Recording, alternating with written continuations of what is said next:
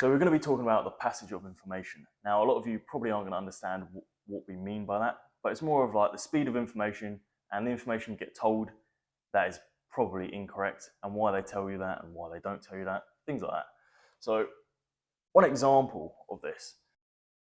So if the news says there is a really bad storm next week, a lot of you are going to start panicking and go buy 150 cans of beans and go live in your basement for the next few days. Obviously, that's fucking retarded. So what the news actually does, they say there might or might not be bad weather next week. They don't say storm, they just say bad weather. Now, this passage of information or withholding the truth from you means that you don't panic and go do random shit. But obviously, if you're smart, a normal person, we would class it, but a smart person, you're not going to go buy 100 cans of beans. However, they've got to generalize it for the whole public. So that's what we mean by like the passage of information. Yeah, we saw it in the pandemic when people were panic buying like fucking toilet rolls and shit. There's no toilet rolls on the fucking shelf. Like, fucking retards. Another good example actually is we had a couple of years ago, we had like a petrol crisis in the UK. No one could get petrol. Literally every single petrol station in the UK like basically had no fucking petrol. And do you know how that started? Do you know how many petrol stations actually ran out of petrol to make that whole pandemic happen? About 4. One. One ran out of petrol. There was one petrol station in Croydon that ran out of petrol. They reported it on the news and everyone went fucking mental and went and bought petrol. So then everyone. So the whole country went nuts. Exactly. So that's why they normally withhold information, because spastics just don't think. Exactly. They just act like irrationally, let's say. But how is this going to affect you in life? Because that's the main importance behind this. And obviously, if you get told information, you may not be the person to go buy 10 jerry cans of petrol. However, if you get told, for example, I'm going to use cholesterol or health. If you get told cholesterol is bad, a lot of you probably believe that, a lot of you probably know that, because that's what you get told often. However, it's not bad. It's essential for your body to have cholesterol to be able to grow protein synthesis, make more proteins, etc., and actually replenish your body. But the problem with that is if you combined cholesterol with sugar, or have high cholesterol and high sugar, then that's going to cause problems. Cholesterol gets broken down, gets stuck in your blood vessels, and you get heart attacks and shit like that. Now, if you're smart, you're going to be able to understand what I'm saying right now. Don't combine high cholesterol and high sugar. It's a little bit confusing there, which is why they don't tell the general public that. So imagine trying to set 8 cunts, imagine going to them and explaining that to them. No chance. They'll be like, so is it bad or is it good? And then what they'll do is just go smash down loads of bacon, loads of sweets at the same time, and then have a heart attack. So they just generalize it, saying it's bad. That's what they do. And that is the passage of information.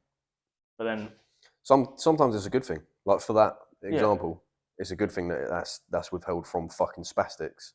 But sometimes, you do question whether what they're withholding or whether what they're pushing is the correct thing to push. Yep. I mean, for example, just look at Tate, because he's the biggest example of it. Why do they push the narrative so hard that he's so bad for society? Like, there's reasons. You look into it and you're not a fucking retard. You find out why. Whereas the retards will just go along with whatever the news says and go, yeah, that human trafficker, he's a bad bloke. But they don't know shit. And sometimes you've got to weigh out the positive and negative. Is this going to benefit you? Is this going to negative you?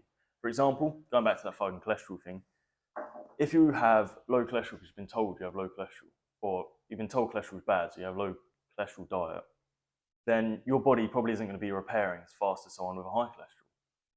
So then your body is then compromised because of this false truth. And that's just one example. There could be hundreds of examples, like depression.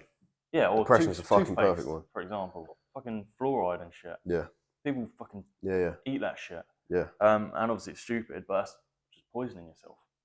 Obviously, I'm not saying don't use toothpaste. I'm not saying do use toothpaste, but it's that passage of information which you need to find the truth yourself and not just accept the generalized term. If you're looking to maximize yourself, that is.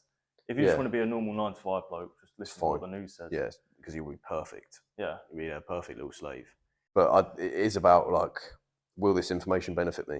Yes or no? Like, is me knowing about what the news is pushing about depression and how pills are good and how it's, like, good for you to express your feelings, does that actually benefit me? No.